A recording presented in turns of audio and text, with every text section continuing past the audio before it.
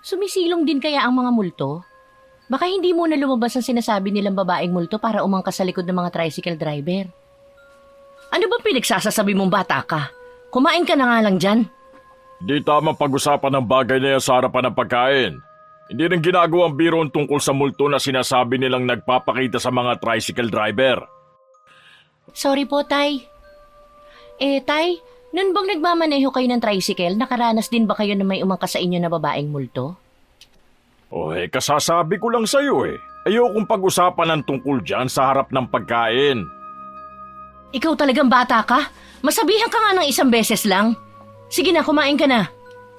Opo, Nay, pasensya na ulit. Naiilang na lang ako sa kadaldala ng bunso namin ng asawa kong si Vanji. Likas na talaga sa anak ko na makulit at may pagkaisip bata pa rin kahit edad 20 anyos na. Nag-iiba lang talaga ang timpla ko tuwing nababanggit ang tungkol sa babaeng sinasabi nilang umaangkas sa mga namamasadang tricycle driver. Dito sa Barrio Turo, may matagal nang kumakalat na balita tungkol sa babae raw na umaangkas sa mga namamasadang tricycle tuwing sasapit ang gabi. Nagaganap daw ang pagpapakita nito tuwing buwan ng Agosto kung kailan maulan. Walang makapagpaliwanag sa mga residente kung bakit ganoong buwan nagpapakita ang babaeng multo. Ayon sa mga nakasaksing tricycle driver, ang babae ay may mahabang buhok, balingkinitang katawan at may katangkaran din. Ang suot di umano nitong damit ay hindi puti katulad ng pag-aakala ng marami na kapag babaeng multo ay nakasuot ng mahabang puting damit. Ang suot ng babaeng laging umaangkas sa mga tricycle driver ay kahalintulad ng suot ng mga nagtatrabaho sa isang mall. Dahil sa kababalaghan na nagaganap, naging madalang na ang biyahe papasok sa aming baryo, lalo na kapag alanganing oras na. Hindi ko tuloy maiwasang mag-alala sa anak nating si Carlo. Kung bakit naman kasi mas pinili pa niyang mamasada na lang ng tricycle kesa magtiyaga sa pabrika eh. Di ba nga yung asawa niyang may gusto na umalis siya sa trabaho dahil natatakot na wala silang kasamang mag-iina sa bahay? Ay, iniisip ko lang kasi na baka matsyempohan siya ng babaeng multo na yon. Sabi naman ng anak mo hindi siya babiyahin ng gabi. Ay, sana nga. Tsaka hindi naman naniniwala ang mag-asawang yun sa multo eh. Isa pa nga yan eh. Kaya hindi mo maiaalis sa akin ng mag-alala. Baka mamaya maisipan ni Carlo na mamasada sa gabi. Hindi naman talaga nananakit ang mga multo. May gusto lang silang sabihin na hindi natin maunawaan ng mga ordinaryong tao. Tingin mo kaya pinatay ang babaeng yun? Baka humihingi siya ng katarungan sa pagkamatay. Ano sa tingin mo? Baka, siguro nga. Ewan, hindi ko na alam. Karaniwan, ganun ang sinasabi kapag may nagmumulto. Agosto na naman. Hindi ko maiwasan na hindi matakot tuwing sasapit ang buwan na ito. Hindi ko masabi sa asawa ko na ganoon din ang nararamdaman ko. Piping dasal ko na lang, sana hindi makaengkwentro ni Carlo ang sinasabing multo na yon. Kadalasan kasi sa nakakakita ng babae ay naaaksidente dahil sa matinding takot. Dahil sa kababalaghan na nangyayari sa baryo namin, nagpasya ang kapitan namin na paimbestigahan ang sinasabing babaeng umaangkas sa mga tricycle driver. Inalam kung meron bang babaeng nawawala na umaayon sa deskripsyon sa babaeng sinasabi. Ngunit walang nakuha na solidong ebidensya kaya hindi na rin itinuloy ang pag-iimbestiga. Nang gabing yon, hindi ako dalawin ng antok. Matagal na kaming hiwalay sa pagtulog ni Vanji. Kasama niya sa silid ang bunso naming si Bangs. Ako naman dito sa sala nahihiga. Ako rin kasi ang madalas na magising ng maaga para magbukas ng aming munting tindahan. Sumasagi sa akin ang isang pangyayari. Isang gabi ng Agosto rin yun. Pilit ko yung inaalis sa aking isipan pero tukso namang paulit-ulit ko yung nakikita. Kinabukasan, isang balita na naman ang nakarating sa amin. Isang tricycle driver umano ang maluba ang lagay sa ospital dahil na aksidente nung nagdaang gabi. Ang tinuturong dahilan ay ang babaeng umaangkas. Anak daw yun ang nagtitinda ng balot. Kawawa naman, ang liit pa ng mga anak nun eh. Ha? Sigurado ka ba sa nasagap mo na yung babaeng multong dahilan? Bakit? Meron pa bang ibang dahilan? Malay mo naman kung lasing o di kaya matuli ng patakbo ng tricycle.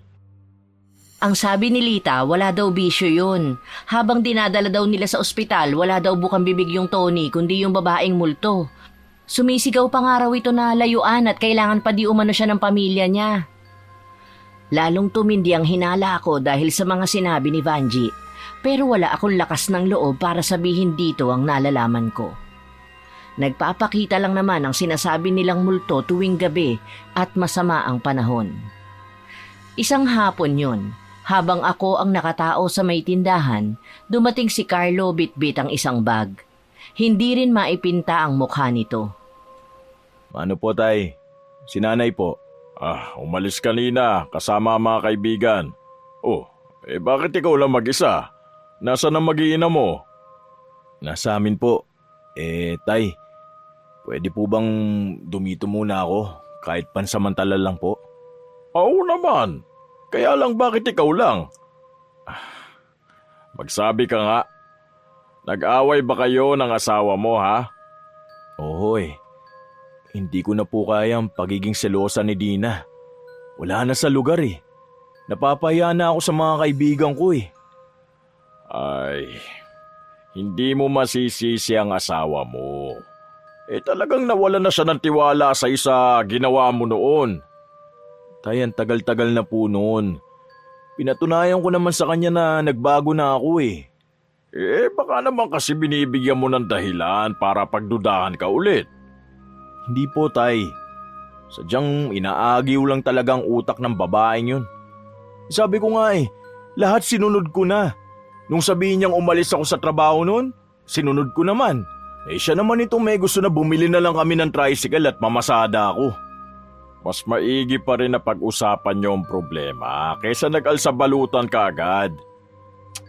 Wala na pong pag-asang relasyon namin. Sa hiwalayan na po talaga mauuwi ito. Ay anak, huwag ka munang magpadalos-dalos sa pagdedesisyon.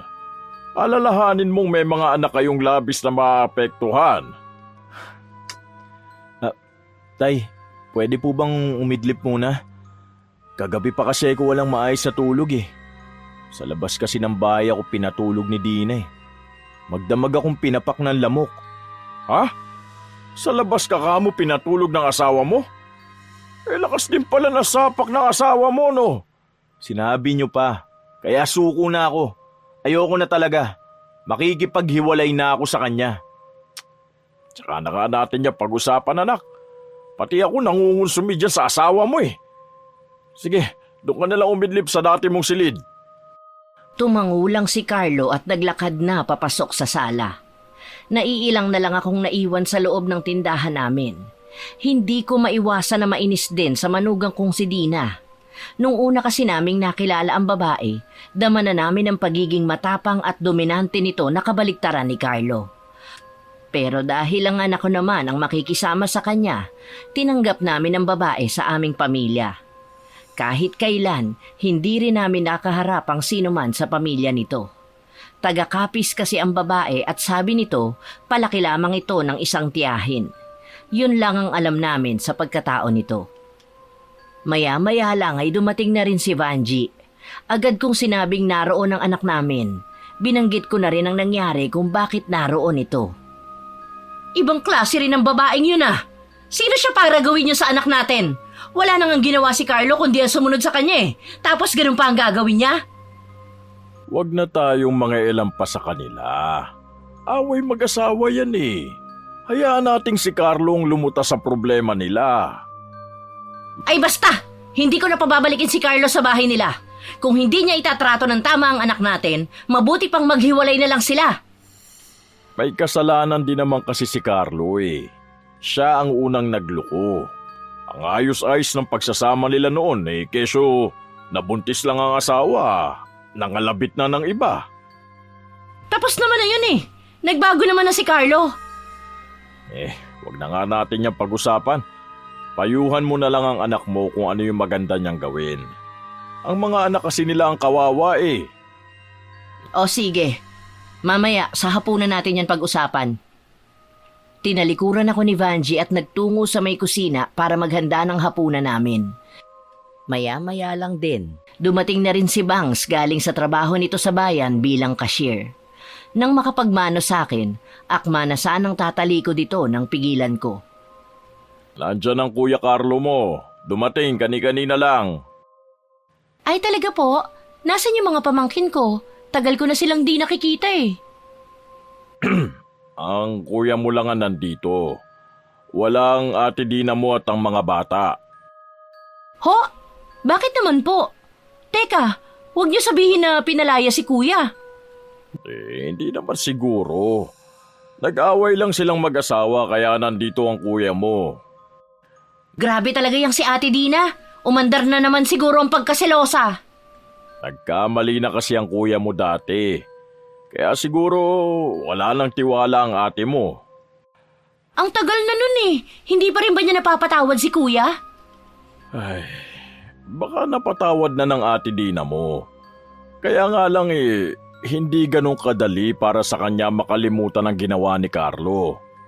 May mga bagay talaga na hindi ganun kadaling kalimutan kahit matagal nang nangyari. Ang mabuti pa puntahan mo muna ang kuya mo.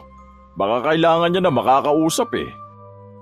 Sige po tay, maiwan ko na muna kayo. Sa hapunan, habang kumakain kami, inungkat ng asawa kong si Vanji ang tungkol sa problema ng anak namin na si Carlo. Pero nagulat kami nang buo na ang pasya nito na makipaghiwalay sa asawa nitong si Dina. Batid di umano nito na hindi na ibibigay ng asawa ang mga anak nila sa kanya, kaya susuportahan na lamang niya ang mga anak niya. Ang inaalala ko, baka mamaya hindi na ipahiram sa atin ang mga bata. Hindi niya po pwedeng ipagdamot sa akin ang mga anak ko. May karapatan din ako sa mga anak namin. Talaga bang buo na ang desisyon mo? Baka naman nasasabi mo lang yan dahil galit ka. Sobra na po kasi ang ginagawa niya eh. Nakakababa na ng moral ang ginagawa niya sa akin. Lahat naman ginawa ko na para maipakita ko na nagbago na ako na hindi ko na uulitin ang ginawa kong pagtataksil noon. Pero madalas pa rin niya ako ipahiya sa harapan ng ibang tao. Ikaw pa rin naman ang masusunod sa bagay na yan eh. Kami nagbibigay lang ng payo sa'yo. Pero kahit ano pa man ang mangyari, nandito lang kami ng nanay at kapatid mo para suportahan ka sa mga desisyon mo. Salamat po, Tay. Alam ko naman po na maaasahan ko kayo eh. Nang sumunod na araw, nagpaalam si Carlo sa amin na pupunta lang sa bahay nila.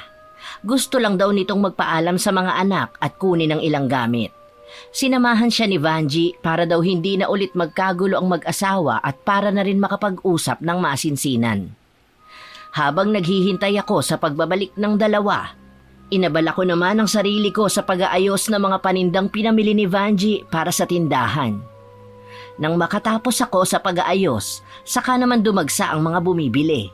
May ginagawa kasing bahay malapit sa amin, kaya puro mga construction worker ang aming mga suki. May ilan na nangungutang na hindi talaga maiwasan. Mabuti na lamang ay mababait ang mga ito at marunong tumupad sa usapan na lingguhan ang bayad. Habang mga nagmemeryenda, panay ang kwentuhan ng mga ito. Tahimik lamang akong nakikinig sa kanila. Pero biglang nagbago ang timpla ko nang marinig na pinag-uusapan ng mga ito ang tungkol sa babaeng umaangkas sa mga tricycle driver tuwing gabing maulan. Hanggang matapos ang break time ng mga ito at bumalik na sa kanilang trabaho, hindi na gumaan ang pakiramdam ko. Bago naman mananghalian ay dumating na ang dalawa. Tamang-tama naman na nakaluto na ako ng tanghalian namin. Si Carlo ay agad na pumasok sa loob ng silid, bit-bit ang mga gamit nito. Oh, anong nangyari? Hayun, hindi pumayag si Dina na makipaghiwalay na sa kanya ang anak natin. Nung una nagtatapang-tapangan pa eh. Nung malaon, nagmamakaawa na at umiiyak na wag silang iwan ni Carlo. Pero buo na ang pasya ng anak natin. Napuno na rin eh. Yung mga bata, kumusta sila? Kawawa nga ang mga apo natin. Nag-iiyakan lalo na si Nene na makaama talaga. Ayaw bumitaw sa pagkakayakap kay Carlo. Yan ang nga ba ang inaalala ko eh. Ang mga bata ang labis na masasaktan sa desisyon nilang yun. Habang pauwi nga kami rito, tinanong ko ulit ang anak natin kung talaga bang itutuloy pa niya ang pakikipaghiwalay kay Dina. Oo daw. Matigas din ang kalooban ng anak mo. Hindi mo rin naman masisisi si Carlo. Napuno na nga yung anak natin. Alam mo ba, kanina, kinilabutan ako sa sinabi ng manugang natin kay Carlo. Ay bakit? Ano bang sinabi ni Dina? Pagsisisihan daw ni Carlo ang gagawin niyang pagtalikod sa kanilang mag-iina. Wala lang yun. Siyempre galit yung manugang mo kaya kung ano-ano ang lumalabas sa bibig niya. Ewan ko, biglang nagtayuan ang balahibo ko sa katawan. Lalo na nang makita ko yung nanlilisik niyang mga mata. Ilang araw din na pinuntahan ni Dina ang anak namin sa bahay. Nakikiusap ito na kung maaari ay makausap nito si Carlo.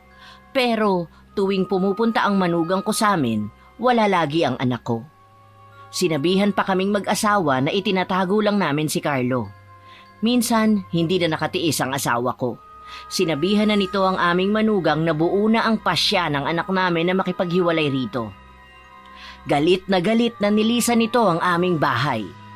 Pagkaalis nito, kinausap ko si Vanji.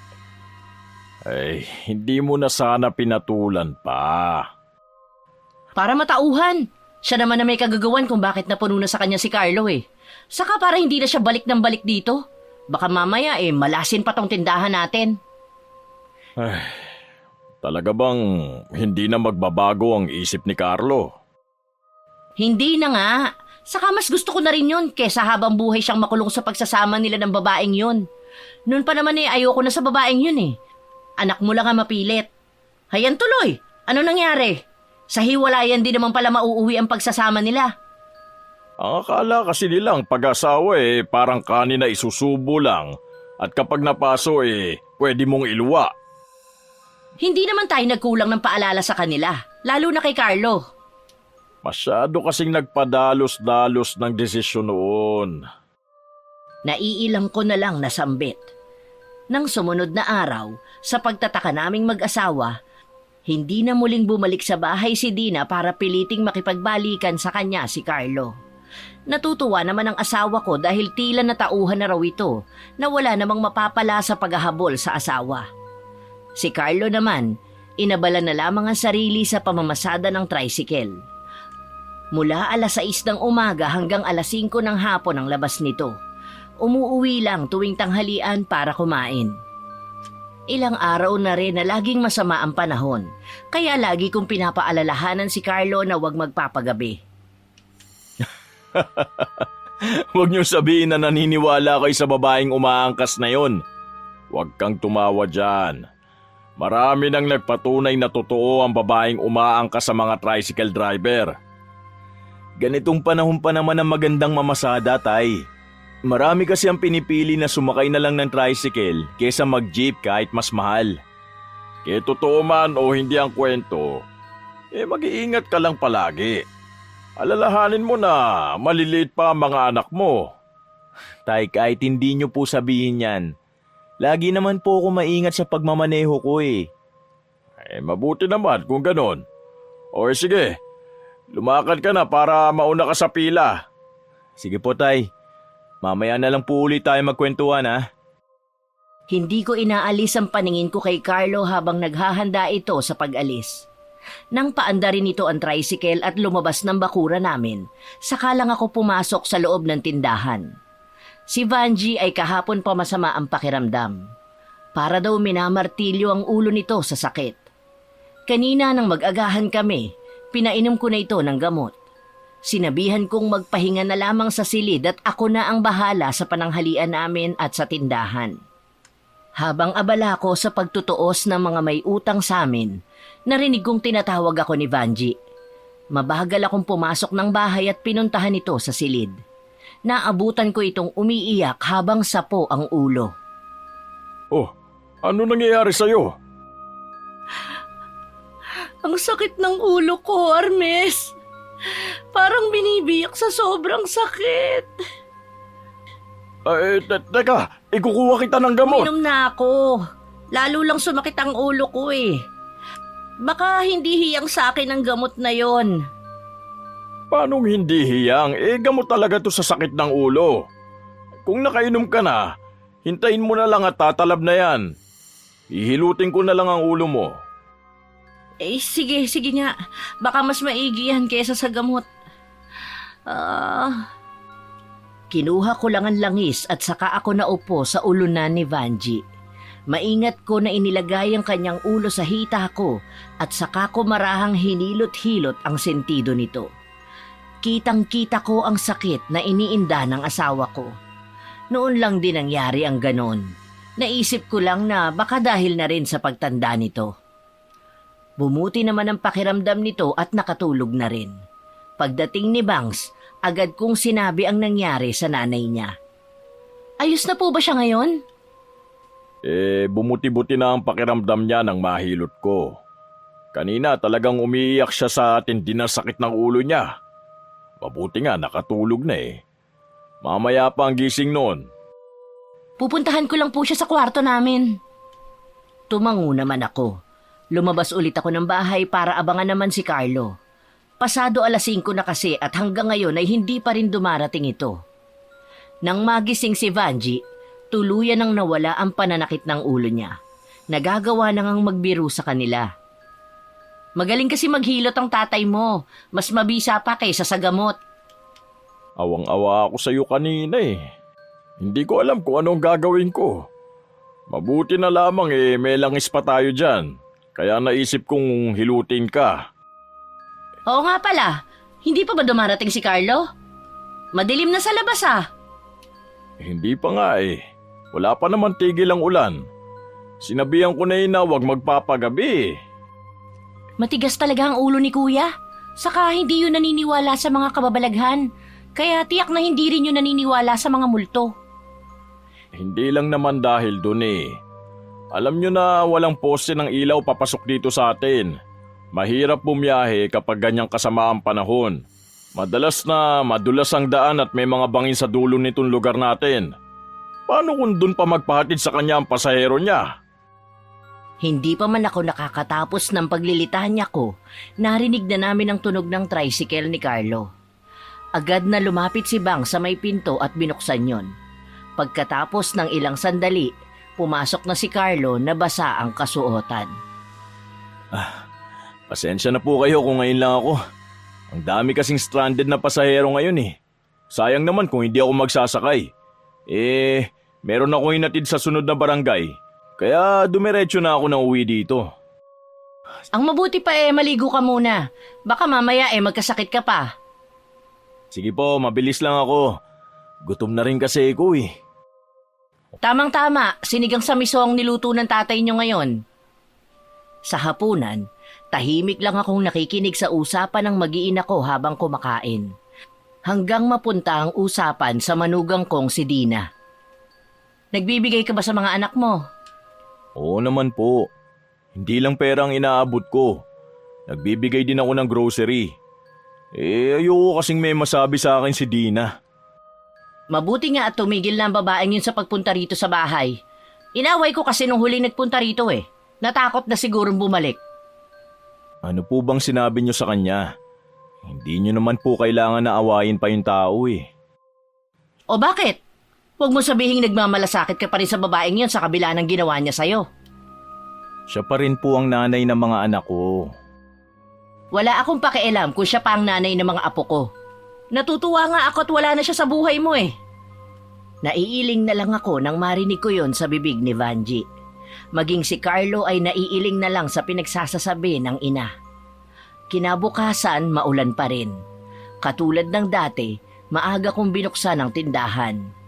Bahagya pa akong nagulat nang magising na rin si Carlo. Kumuha ito ng 2 tasang kape at inabot sa akin ng isa. Oh, mamamasada ka ba ngayon? Oo, tay. Sayang po kasi ang araw kung nandito lang ako sa bahay Bago ka umalis, kumain ka na muna ng almusal. Teka nga lang, isasangag ko yung natirang kanin at... Wag na po, tay. Bala ko po maglugaw kay na Aling Tasing mamaya. Ganun ba? Aalis ka na ba niyan agad? Oo, tay. Uubusin ko lang po tong kape ko. Basta yung mga bilin ko sa'yo, ha? Kung paalalahanan niyo ako, para pa rin akong bata. Pamilyado na nga ako eh. Natural lang sa mga magulang ang lagi magpaalala sa mga anak kahit may sarili ng pamilya. Ang swerte nga po namin ni Bang sa pagkakaroon ng magulang na tulad nyo ni nanay eh. Kami rin naman. Swerte sa inyong magkapatid. Malawak na napangiti na lamang si Carlo sa akin. Pagkatapos maubos ang kape nito, kinuha na ang jacket at lagayan ng tubig. Saka pinaandar ang motor. Kumaway pa sa akin si Carlo bago pinasibad ang tricycle. Ako naman, matapos buksan ang tindahan, ay pumasok muli sa kusina para magsalang ng sinaing. Ilang sandali pa, nagising na rin si Vanji. Ang asawa ko na ang nagluto ng ulam namin at babaunin ni Bangs. Mas gusto kasi nitong magbaon kaysa bumili. Mas makakatipid kasi ito kung magbabaon na lang. Nang makaalis si Bangs, kami na namang mag-asawa ang naiwan sa bahay.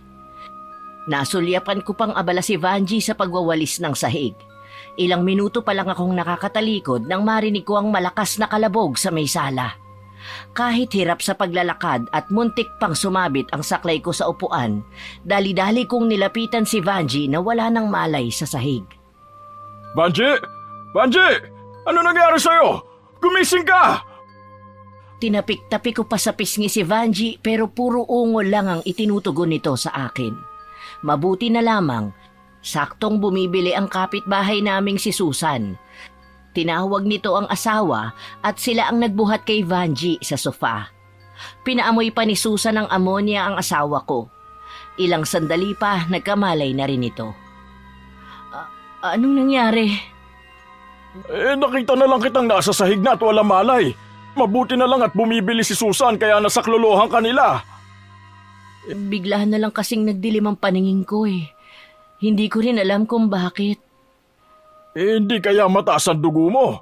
Nung isang araw matindi ang pananakit ng ulo mo. Hindi naman siguro. Maayos na rin ang pakiramdam ko. Itutuloy ko na lang ang ginagawa ko. Ha? Sigurado ka ba? Oo naman. Nang matiyak ni Susan at ng asawa nito na maayos na ang lagay ng asawa ko, umuwi na rin sila. Ako naman, tahimik lang na pinagmamasdan ng ginagawa ni Vanji. Katulad ng sinabi nito, itinuloy na nito ang paglilinis ng bahay namin na parang walang nangyari. Nang sumunod na araw, hindi makatayo si Vanji sa higaan. Sumisigaw ito ng tulong sa amin. Agad namang dinaluhan ni na Carlo at Bangs ang kanilang ina. Ang sakit ng balakang ko at binti. Parang pinipiga ang pakiramdam ko. Dali na kaya natin si nanay sa ospital? Ayoko, huwag niyo akong dadalhin doon. Dito lang ako sa bahay. Pero nay, ang mabuti pa magpatawag na lang kayo ng albularyo. Yun ang kailangan ko. Kahit ako, nabigla rin sa sinabing yun ni Vanji. Hindi kasi yun ang inaasahan kong sasabihin niya sa amin. Tumingin pa sa akin ang dalawa naming anak. Tila ipinapahiwatig ng mga tingin nila sa akin na kung susundin ba namin ang nais ng nanay nila. Tinanguan ko si Carlo. Agad naman na nagpaalam ito na susunduin lang si Kamemeng, ang kilalang albularyo sa aming lugar. Bakit mo naman naisip na albularyo ang makapagpapagaling sa'yo? Hindi ko alam. Basta pumasok lang yun sa isip ko. Kaysa naman dalhin niyo ako sa ospital. Gagastos lang tayo tapos wala rin namang mangyayari. Sana hindi lasing si Kamemeng. Alam mo naman na matandang yun. Kapag walang nagpapagamot puro alak ang inaatupag nun. Sana naman po nasa bahay lang ang matandang yun. Baka kung saan-saan pa siya hanapin ni Kuya. Wala pa naman tigil ang pag-ulan. Hindi ko maiwasan na mag-alala rin sa sinabi ni Bangs. Napasulyap pa ako sa bukas na bintana. Laganap na ang dilim sa labas, kasabay ng malakas na ulan. Sinulyapan ko si Vanji na namimilipit na naman sa pananakit ng baywang, pababa sa binti nito. Naupo ako sa kanyang tabi at hinilot-hilot ko ang mga binti nito gamit ang aking langis. Kahit papano, nakikita kong gumiginhawa ang pakiramdam nito. Inabot na ng 2 oras ang paghihintay namin pero hindi pa rin bumabalik si Carlo. Wala kaming kamalay-malay noon na makakatagpo ng anak ko ang sinasabi nilang babaeng umaangkas sa mga tricycle driver. Kasalukuyan, binabaybay na ni Carlo ang pauwi sa amin. Sakay niyon si Kamemeng na sinundo pa niya sa kabilang barangay dahil mayroong ginagamot doon. Malayo pa lang, natanaw na niya ang babaeng pumapara. Kahit may payong, basang-basa na ng tubig ulan ang babae. Ay, kung kailan naman nagmamadali, tsaka naman may pasahero. Wag! Huwag kang hihinto! Ho? Bakit po? Basta sumunod ka na lang! Saka na ako magpapaliwanag! Kahit tumututol ang kalooban ng anak ko sa utos ng albularyo, sinunod pa rin niya ito. Nang malapit na siya sa babaeng pumapara, lalo pa niyang binilisan ang pagpapatakbo ng tricycle niya. Nang makalampas, hindi nito napigilan ang lingunin ang babae. Pero sa kanyang pagkagulat, walang babaeng nakatayo doon. Itinutok na lang ni Carlo ang paningin sa harapan. Pero ilang sandali pa, naramdaman na lamang niya ang pagtayuan ng mga balahibo niya sa buong katawan. Batid niya na hindi yun dala ng malamig na panahon. Ramdam din niya na mayroong nakasakay sa kanyang likuran. Parang gusto niyang lingunin ito, pero parang nanigas na ang leeg niya. Kahit ang pagtingin niya sa side mirror, hindi niya magawa. Nakakaramdam siya ng matinding kilabot na hindi niya maipapaliwanag. Humupa lamang ang pananayo ng balahibo ni Carlo nang malapit na sila sa aming bahay. Sinalubong ko na sila sa may balkonahe. Nakahinga ako ng maluwag nang ligtas na makabalik si Carlo at kasama pa si Kamemeng. Oh, bakit natagalan ka yata? Kasi po tay, sinundo ko pa po si Kamemeng sa kabilang barangay eh. May ginamot po siya ron. Oh, parang namumutla ka dyan. Baka po sa panahon lang. Giniginaw lang po ako. Ang mabuti pa magtitimpla ako ng kape. Hindi naman nakaligtas sa akin ang makahulugang sulyap ni Kamemeng sa anak ko. Doon ako kinutuban na may nangyari habang nasa labas si Carlo. Isinantabi ko na muna ang bagay na yon dahil sa kalagayan ni Vanji. Naiwan sa silid ang albularyo at si Bangs. Ako naman ay nagpaiwan sa sala kasama si Carlo. Teka, may nangyari ba? Kanina ko pa napapansin na para kang balisa dyan. Para bang may kinatatakutan ka? Kasi tay, hindi ako sigurado kung totoo nga yung naranasan kong kababalagang kanina. Ano bang ibig mo sabihin? Kasi po, totoo nga po yata yung sinasabi nila na may babaeng umaangkas sa mga likod ng mga tricycle driver. Kung ganun, pati pala ikaw? Bagamat nakakaramdam ng takot si Carlo dahil sa naranasan, ikinuwento pa rin niya sa akin ang nangyari. Kahit ako, hindi ko maiwasan na hindi kilabutan. Muli, isang alaala na naman ang pilit umuukil-kil sa aking isipan. Iwinaksi ko na lamang yon sa aking isip at nakinig sa iba pang sinasabi ng anak ko. May ilang oras din kaming naghintay bago lumabas ang albularyo. Magiging maayos na ang lagay ng asawa mo. Hayaan niyo muna makapagpahinga si Vanji. Ano ba ang naging sakit ni Vanji? May alam ba kayo na nakaaway ni Vanji o hindi kaya nakaalitan itong mga nakaraang araw? Wala. Kilala ang asawa ko na mabait at walang kaaway. Tsaka napakadalang na hong lumabas ng bahay ni Vanji. Malimit sa palengke lang para mamili ng paninda sa tindahan. Ano po bang sakit ni nanay? Wala naman talaga sakit ang nanay mo. Pero merong isang tao ang galit sa kanya. Kaya siya binibigyan ng sakit para pahirapan. May kumukulang po ba kay nanay? Yun po ba ang gusto niyong sabihin? Ganun na nga, iho. Gaya po ng sinabi ni tatay, mabait po ang nanay namin. Wala siya nakakagalit. Marunong po siyang makisama sa lahat ng tao. Minsan, hindi lang sa merong nakakagalit ang isang tao, kaya ang iba ay nagagawang ipakulam ang kapwa nila. Minsan dala na rin ang inggit. Baka merong naiinggit sa nanay nyo. Alin lang sa dalawa? Dahil sa alitan o inggit? Iniisip ko pa rin ang sinabi ng albularyo kahit malaon na itong nakakaalis.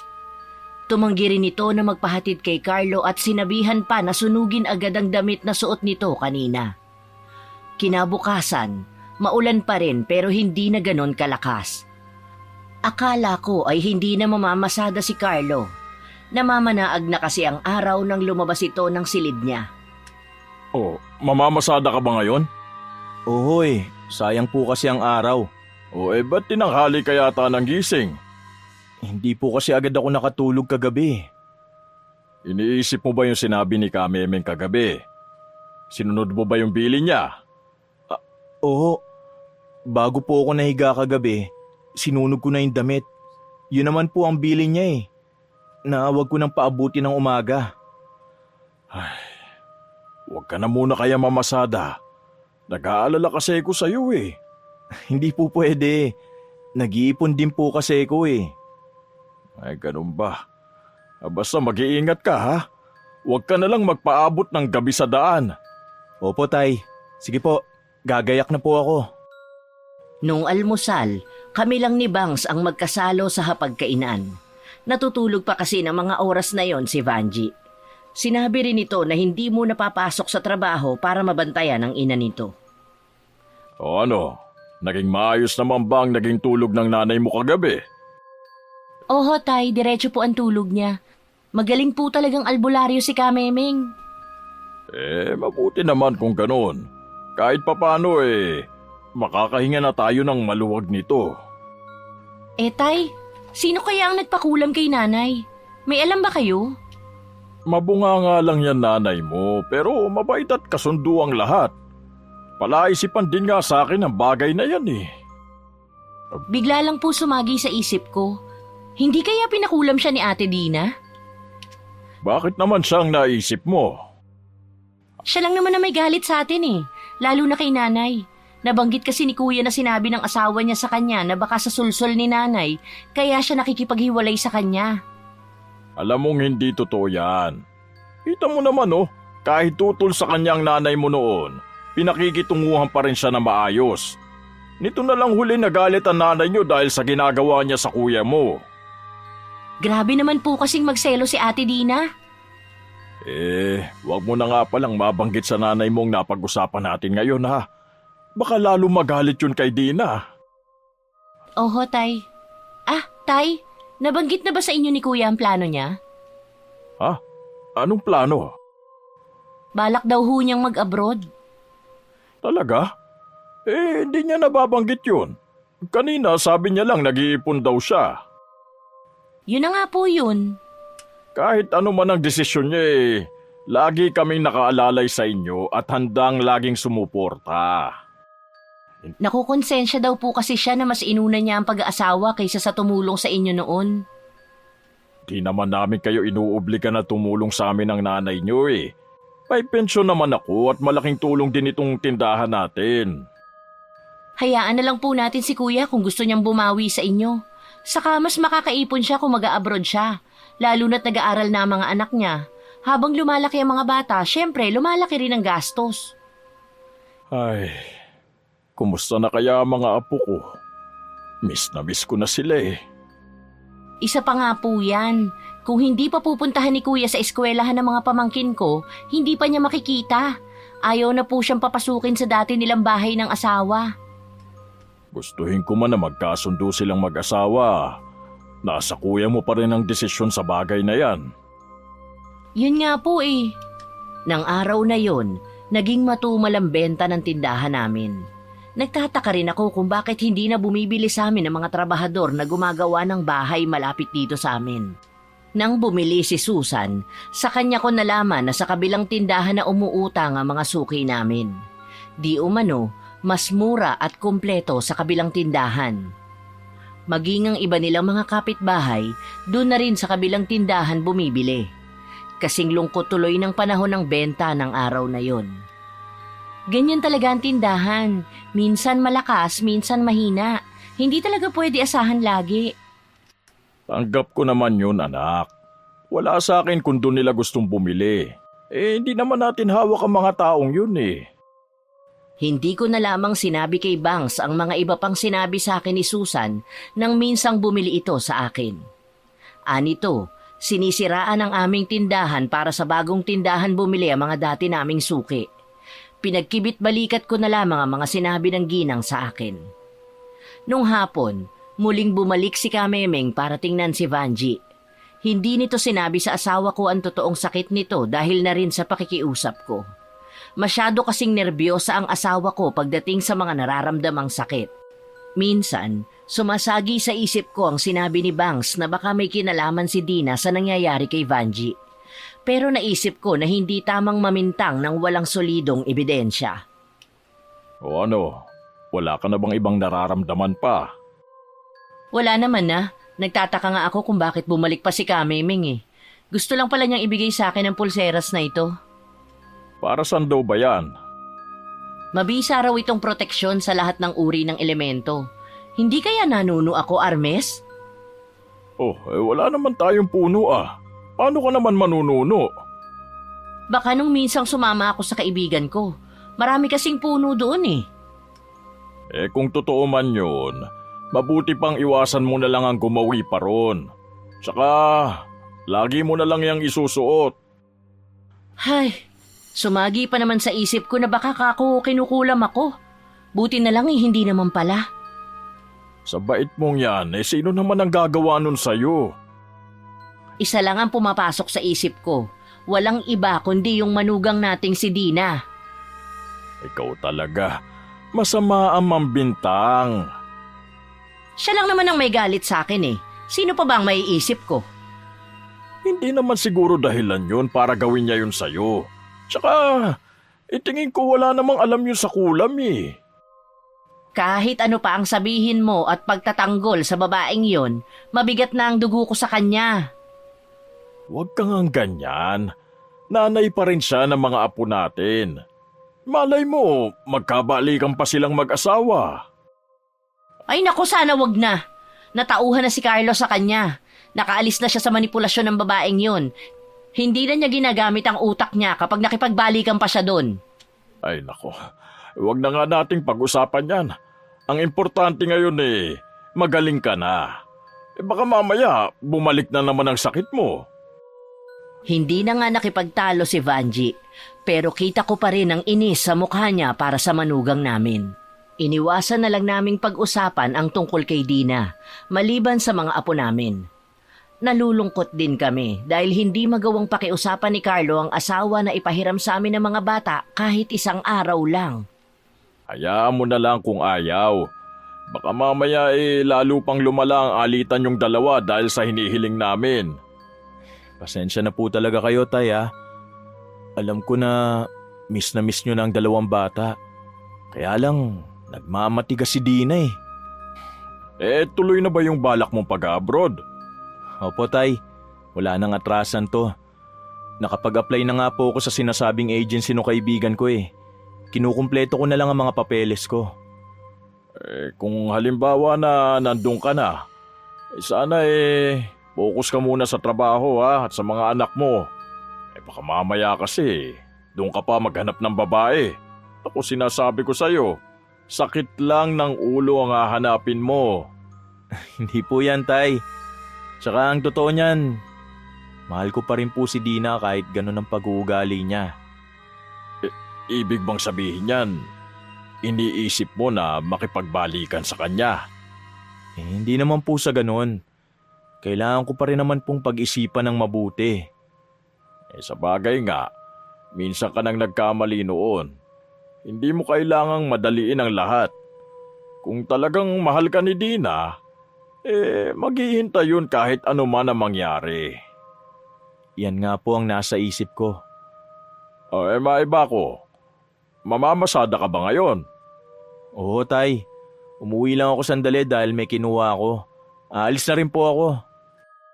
Kanina pa ako nakatitig sa kalendaryo na nakasabit sa may pintuan namin. Lingid sa akin, kanina pa ako pinagmamasdan ni Vanji. Panay din ang buntong hininga ko. 3:00 na ng hapon ng mga oras na yon. Nakaramdam ako ng kakaibang lamig sa paligid. Para ba yung yelo na dumampi sa balat ko? bigla ring nagpalipat-lipat ang kalendaryo na animoy hinahangin hanggang tuluyan na yung nahulog sa sahig. Naramdaman mo ba yun? Parang may dumaan na malamig na hangin. Oo, naramdaman ko rin yun. Ganito lagi kapag malapit ng magtapos ang buwan ng Agosto. Magtapat ka nga. May itinatago ka ba sa akin? Bakit napapansin ko lagi mo nalang pinagmamasdan ng kalendaryo natin?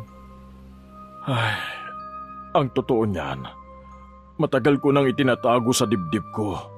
Kung alam mo lang, talagang labis akong binabagabag nito.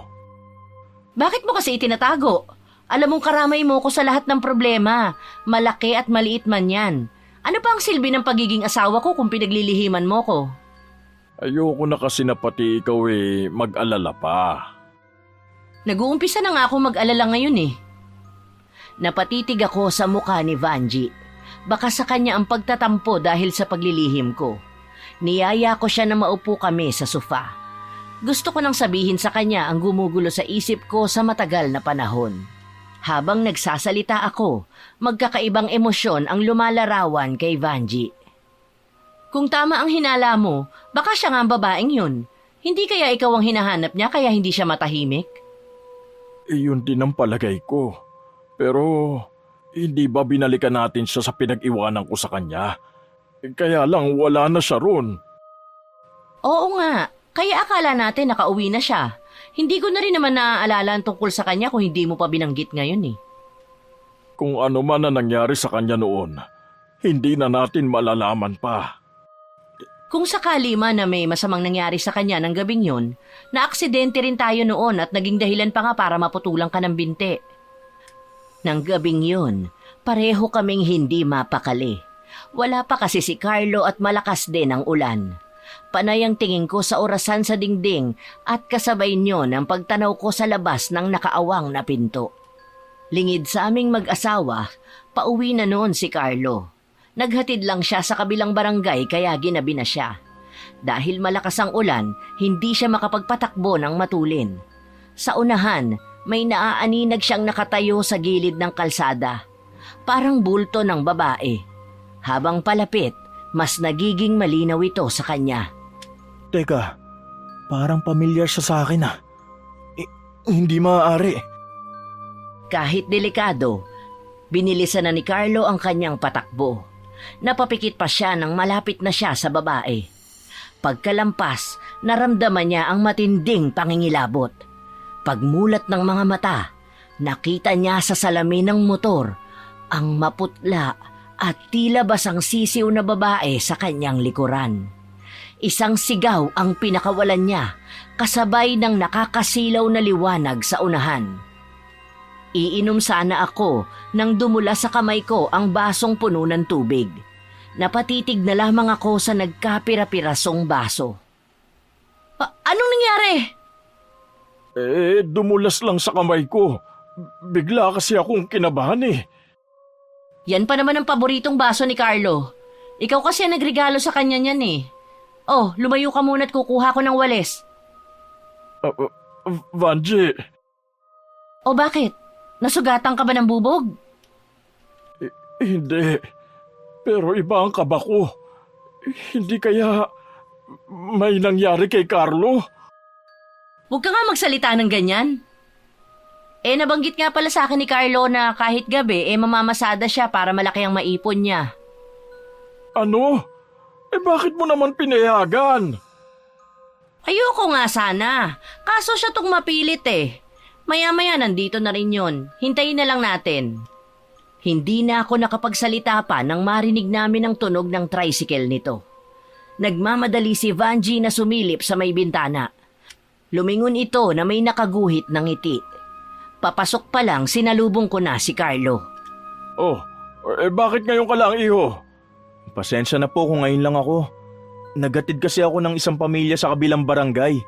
Pag uwi ko naman po, muntik nang may makabanggaan ako. Mabuti na lang naiiwas ko agad ang tricycle ko. Lasing yung driver. Oh, di ka ba nasaktan? Hindi po. Ay, mabuti naman kung ganon. Kanina pa kami nag-aalala ng nanay mo sa'yo eh. Tumatanggap po kasi ako ng mga pasahero na tinatanggihan ng kapwa ko tricycle driver kapag malayo ang lugar. Malaki naman po kasi ang bayad. Sayang din. Kung maaari sana, iwasan mo na ang bumiyahe sa gabi. Sige po tay, sa susunod po hindi na. Papasok po muna ako sa kwarto. Nang dumaan sa harap ko si Carlo, nagtaka ako kung bakit hindi man lang ito nagmano sa amin ng nanay niya. Tila napansin din yon ni Vanji. Nang sundan ko ng tingin ito, napansin ko na iba ang figura ng anino nito. Ganun na lang ang panghihilakbot ko nang sulyapan ko si Vanji. Nanlalaki rin ang mga mata nito. Nung gabi, hindi sumabay sa amin si Carlo na kumain. Anito, busog pa naman at pagod. Itutulog na lang di umano nito ang hapunan. Kinabukasan, maagang nagising si Carlo hindi para mamasada ng araw na yon, kundi para sunduin ang mag-iina nito. Pumayag na raw ang asawa nito na ipasyalang mga anak basta kasama ito. Pagkatapos ng almusal namin, gumayak na ito at saka lumakad na. Hindi kaya guni-guni lang natin yung nakita natin kagabi? Hindi ko alam pero kagabi pa ako kinakabahan Wala naman sanang masamang mangyari kay Carlo. Hindi yun pahihintulutan ng may kapal. Basta manalig ka lang. Nung araw na yun, sumangguni kami kay Kamemeng. Sinabi namin ang kakaibang pangyayari rito kagabi. Paliwanag ng albularyo, maaaring nasundan ito ng babaeng multo. May palagay raw ito na si Carlo ang gagawin nitong instrumento para malutas ang misteryo ng pagkamatay nito. Lalo kaming nabahala dahil sa mga naging pahayag ng albularyo. Nung gabing yun, hindi umuwi si Carlo. Dumaan po siya sa trabaho ko kanina. Baka hindi raw po siya makauwi dito sa bahay. Hindi kaya nagkabalikan na silang mag-asawa? Ewan ko lang po. Kung sakali, bahala na si kuya. Matanda na rin naman siya para magdesisyon para sa sarili niya. Basta para sa mga bata, ayos na rin sa akin. Itatago ko na lang ulit ang galit ko sa babaeng yun. Kinabukasan, habang naghahanda ng almusal si Vanji, humahangos na dumating ang matalik na kaibigan ni Carlo na si Erning. Ibinabalita nito na naaksidente raw si Carlo kasama ang pamilya nito kagabi at kasalukuyang nasa ospital. Matinding takot ang nararamdaman namin ng mga oras na yon. Sina Vanji at Bangs ay hindi maiwasan na mapaiyak na lamang. Hindi ko na halos maalala kung paano kami sumakay sa tricycle ni Erning at nagpahatid sa ospital kung nasan si Carlo at pamilya nito. Pagdating sa silid, naabutan namin si Dina na mugto pa ang mga mata.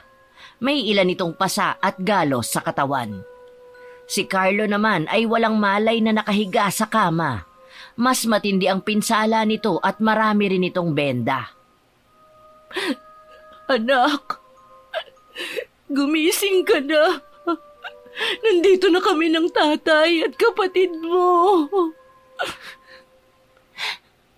Kuya, nandito na kami.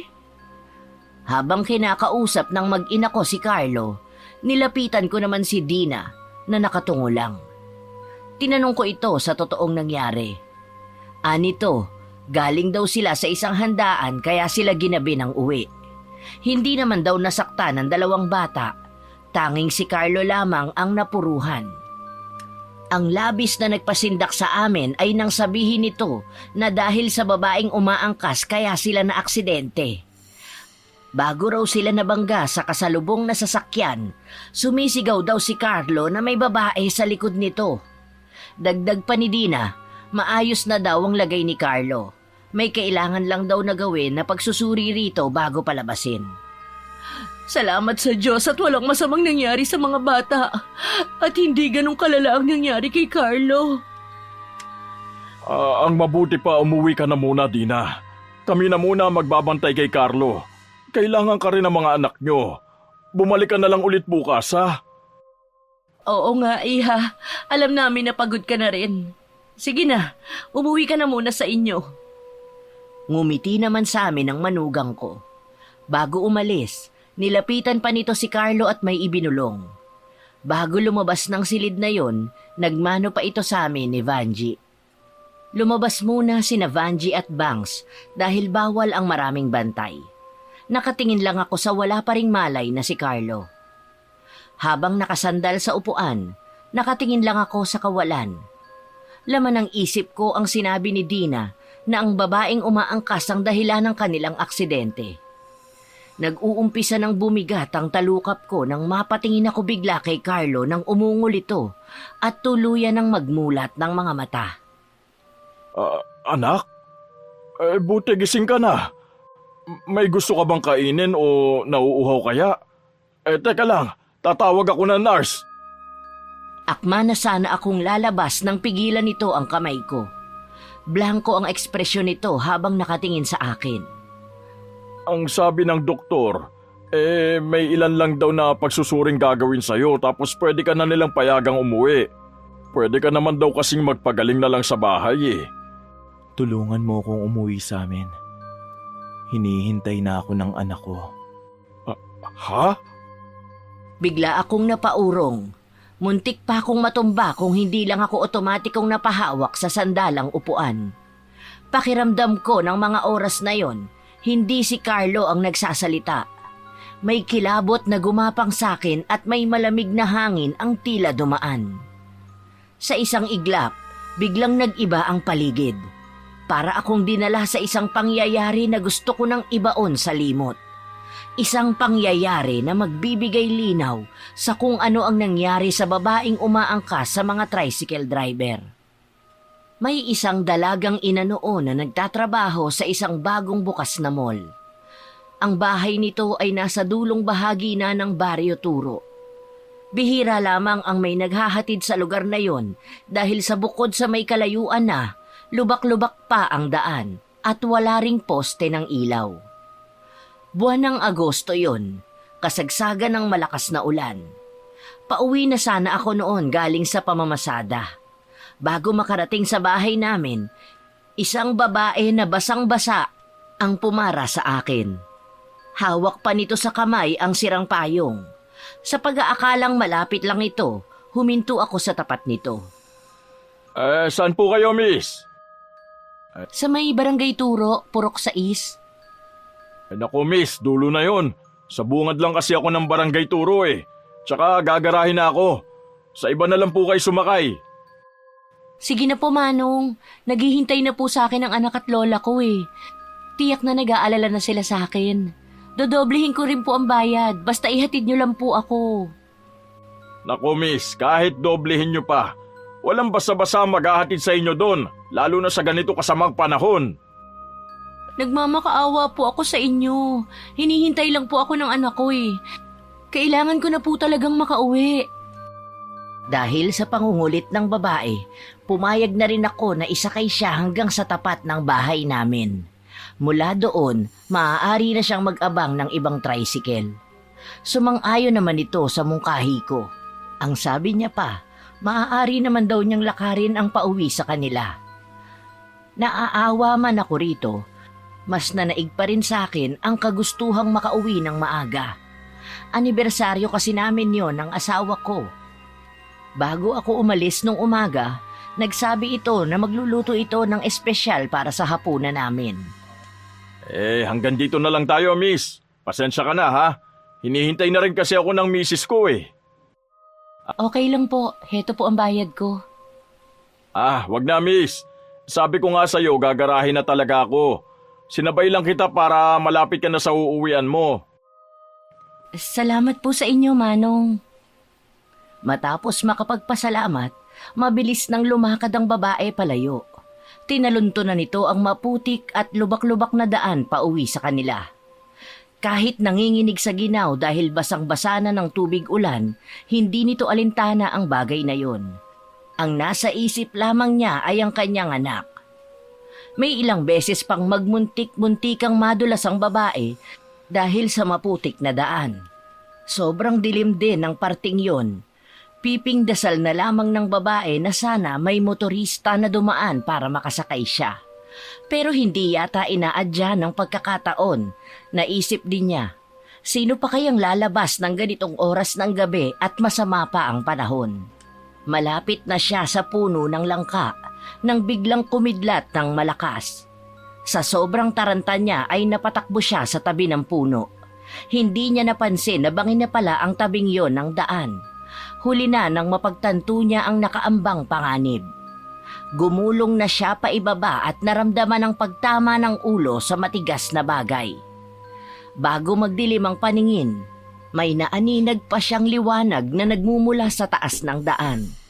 Gusto man niyang sumigaw ng tulong pero walang lumalabas na boses sa kanyang bibig. Unti-unti na rin siyang nawawala ng malay. Bago pumikit ang mga mata, lumitaw pa sa kanyang isip ang mukha ng anak. Wala akong kamalay-malay noon na nahuli na pala ako ng dating. Inakala ko na nakasakay na noon ang babae. Wala akong kamalay-malay na nasa ilalim ng bangin ang hinahanap namin ni Vanji. Nagalit kasi sa akin si Vanji sa ginawa ko. Masyado raw delikado para hayaan na lang naming maglakad pa uwi ang babae.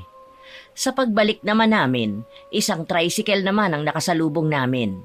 Dahil madulas ang daan, kinain na nito ang linya nila.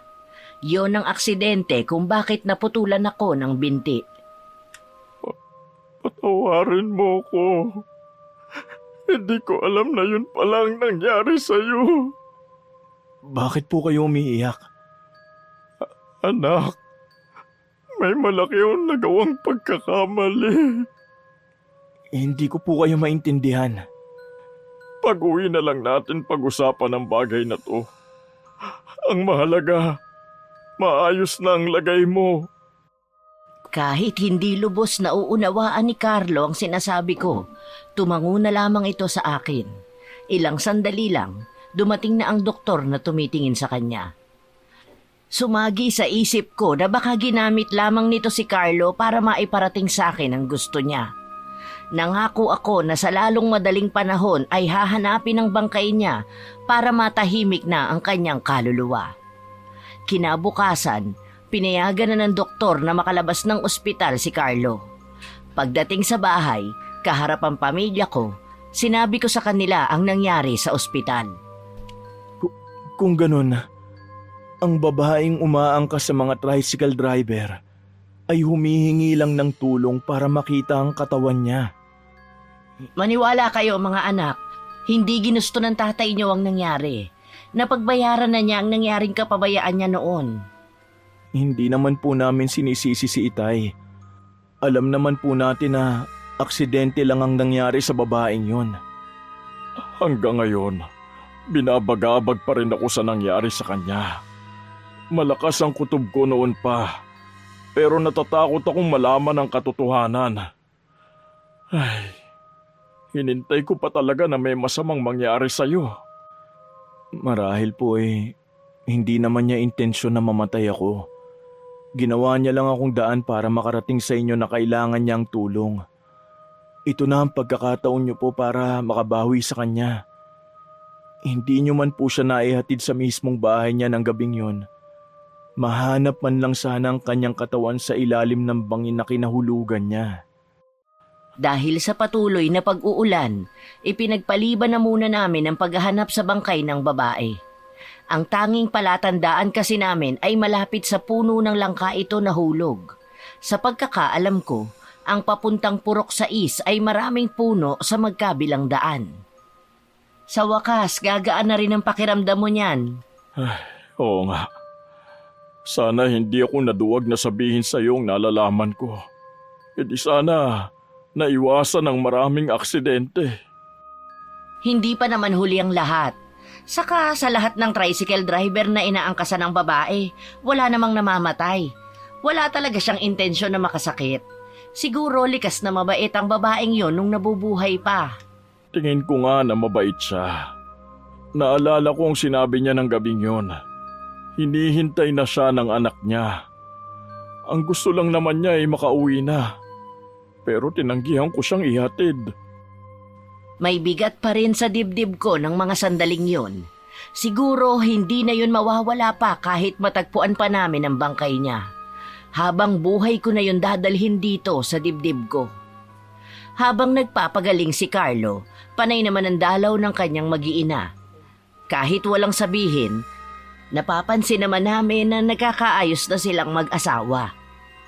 Inalok pa namin ni Vanji na doon na matulog ang mga ito, pero sabi ni Dina, may pasok pa raw ang mga bata.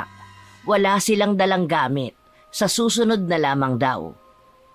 Nang makaalis ang manugang ko at mga apo, masinsinan kong kinausap si Carlo. Natutuwa ako at mukhang magkasundo na ulit kayo ni Dina. Alam mo ba nung nasa ospital ka? Kitang-kita sa kanya ang pag-aalala sa'yo. Hindi pa po kami nag-uusap tungkol sa bagay na yan. Ganun ba? Kung sakali na magdesisyon ka na, lagi mo sanang isaalang-alang ang mga apo ko.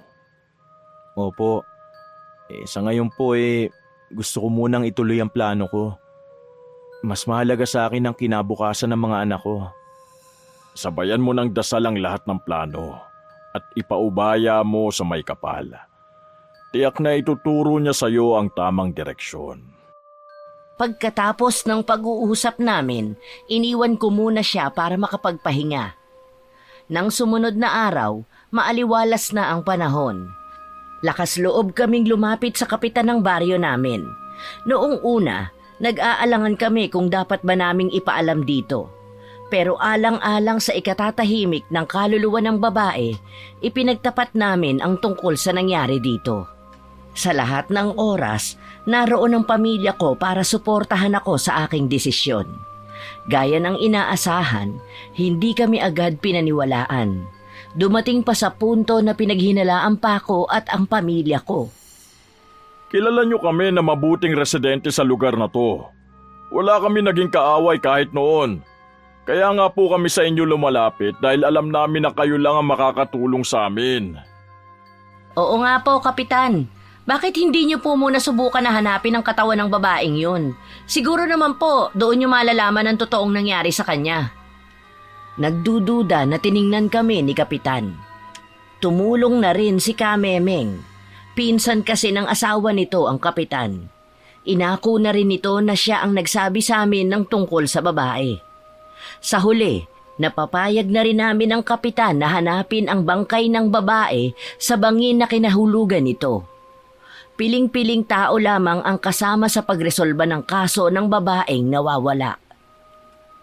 Dito na lang po kayo, Tay. Ako na lang po ang sasama kina Kapitan.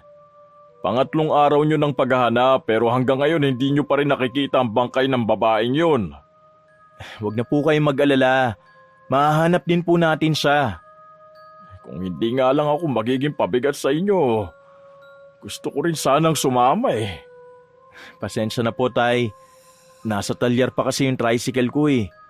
Kung naayos na sana yun pwede kayong sumama at yun na lang ang gagamitin natin. Wag mo na lang akong pansinin. Sige na, lumakad ka na. Baka hinihintay ka na ng mga kasama mo. Halos nagalugad na ng mga kasamahan ni Carlo ang bangin, pero hanggang ng mga sandaling yon, hindi pa rin nila natatagpuan ang bangkay ng babae. Natigil din ang kanilang paghahanap dahil bigla na namang umulan. Delikado kung magpapatuloy sila sa paghahanap. Nagtanong-tanong na rin sila kung may babae bang nawawala ng ganong petsa, pero wala silang nakuhang sagot. Isang gabi, labis na akong binabagabag ng konsensya ko. Sinisisi ko na rin ang sarili ko sa nangyari sa babaeng yun. Lagi na rin akong aburido at hindi natutulog sa gabi. Huwag mong pahirapan ang sarili mo sa pag-iisip. Pwede ba? Pabayaan mo na lang ako. Nag-aalala ako sa iyo eh. Tingnan mo nga yung sarili mo. Hindi ka na natutulog. Gusto mo ba magkasakit, ha? Siyempre ayoko. O yun naman pala eh. Dapat ingatan mo ang kalusugan mo. Huwag matigas ang ulo mo. Gabi-gabi niya akong dinadalaw sa panaginip ko. Paulit-ulit siyang humihingi sa akin ng tulong. Sinabi ko naman sa kanya na may mga tao nang naghahanap sa kanya. Sa sobrang pag-iisip mo kaya nadadala mo na hanggang sa panaginip mo ang nangyari sa babaeng yun. Gusto mo bang ipatawag natin ang albularyong si Kamemeng? Ano naman ang may tutulong niya sa problema ko? Malay mo naman, may solusyon siya sa bumabagabag sa'yo. Hindi ako tumugon sa sinabi ni Vanji. Pero kinagabihan, panauhin namin si Kamemeng. Pinahiran niya ang sentido ko ng dala niyang langis. May inuusal din siyang orasyon habang nagpapausok ng insenso at kamangyan sa buong bahay. Pagkatapos ng ginawang ito, nakaramdam ako ng matinding antok. Hindi ko na malayan na mahimbing na pala akong natutulog. Paggising ko kinabukasan, magaan na ang pakiramdam ko. Isang alaala rin ang pumasok sa isip ko. Hinanap ko si Carlo na abala sa paglilinis ng tricycle nito. Oh, kailan mo pa nakuha sa talyer ang tricycle mo? Kanina lang po, Tay. Ayos na po ba kayo? Oo, magaan na ang pakiramdam ko. Nasaan ang nanay mo at si Bangs? Pumunta lang po sila sa bayan. Kaalis lang po nila. Hindi na sila nagpatid sa akin para may kasama daw kayo rito. Carlo anak, samahan mo ko ngayon. Ho? Saan naman po tayo pupunta? Hahanapin natin ang babaeng yun. Para kasing may naalala ko Pero abala po kasi ngayon si Kapitan. Tayong dalawa lang ang maghahanap. Sigurado po ba kayo? Oo, iyo. Sasamantalahin natin habang maliwalas ang panahon. Baka sa mukha ni Carlo ang pagtutol, pero wala rin itong nagawa kundi sumunod sa akin. Mabilis lang akong gumayak at saka sumakay na sa tricycle nito. Binaybay na namin ang daan papuntang Purok 6 ng barangay namin. Habang daan, papaling-paling ako ng tingin hanggang madaanan namin ang isang lugar na pamilyar sa akin. Naalala ko bigla na doon kami na aksidente ng asawa ko. Hinto mo! Bakit po, Tay? Dito kami na aksidente ng nanay mo! Dito po ba? Wala naman po mga puno ng langka sa bahaging to Hindi kaya pinutol na ang puno na yon? Maaari po. Iba ang pakiramdam ko sa lugar na ito Hindi ko maipaliwanag. Dahan-dahan akong naglakad palapit sa tabing daan. Tumungo ako at sinilip ang ilalim. Sa ibaba, may puno ng langka na hitik sa bunga. Pero nakapagtataka na hindi yun kinukuhanan ng bunga. Biglang sumibol ang kaba sa dibdib ko. Matarik ang baba nyon at maraming halaman ang may mga tinik. Biglang gumewang ang tayo ko. Mabuti na lamang maagap si Carlo sa pag-alalay sa akin. Ayos lang po ba kayo? Oo, nahilo lang ako. Ang mabuti pa po, umuwi na tayo. Hindi. Parang may kung ano sa ilalim ng bangin. Ho? Sige po, bababain ko. Mag-iingat ka, anak. Dahan-dahan na bumaba si Carlo. Kumapit lang siya sa mga talahib at damo para makarating sa ibaba. Maya-maya pa, hindi ko na matanaw ito. Ayos ka lang ba, anak? Oho. Ha? Ano ito? Bakit, Carlo? Ano nakita mo? Imbes na tumugon sa tanong ko, nakarinig na lang ako ng mga sigaw. Makailang beses kong tinawag ang pangalan ni Carlo at tinatanong kung ano ang nakita nito. Ilang sandali pa, nagmamadali na itong umahon. Nagkasugat-sugat pa ito dahil sa matinik at matatalim na talahib. Merong kalansay sa ibaba. Kailangan natin tong ipaalam kay Kapitan. Ganun nga ang ginawa namin. Agad kaming nagpunta kay Kapitan para ipaalam ang natuklasan namin. Hindi na nila kami pinasamang mag-ama para hindi na kami makagulo pa. Nakuha sa tabi ng bangkay ang isang bag na naglalaman ng mahahalagang gamit ng kalansay na nakita. Napag-alaman nila na Janet Orate ang pangalan ng kalansay na nakuha. Nagtatrabaho ito sa bagong tayong mall nang mawala ito. May isang anak ito at 4 na taong gulang na sa kasalukuyan. Nasa pangangalaga ito ng isang mahirap na pamilya. Hanggang ng mga sandaling yon, inuusig pa rin ako ng konsensya ko. Kahit nalutas na ang kaso ng babaeng umaangka sa mga tricycle driver, sinisisi ko pa rin ang sarili ko sa nangyari sa babae. Kung pinagbigyan ko lang sana ang pakiusap nito, hindi sana mauulila agad sa ina ang bata. Walang may gusto sa nangyari.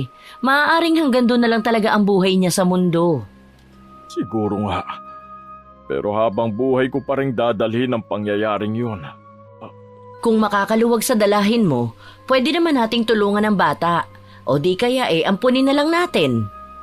Talaga? Oo naman. Ayos lang naman daw kina Carlo at Bangs.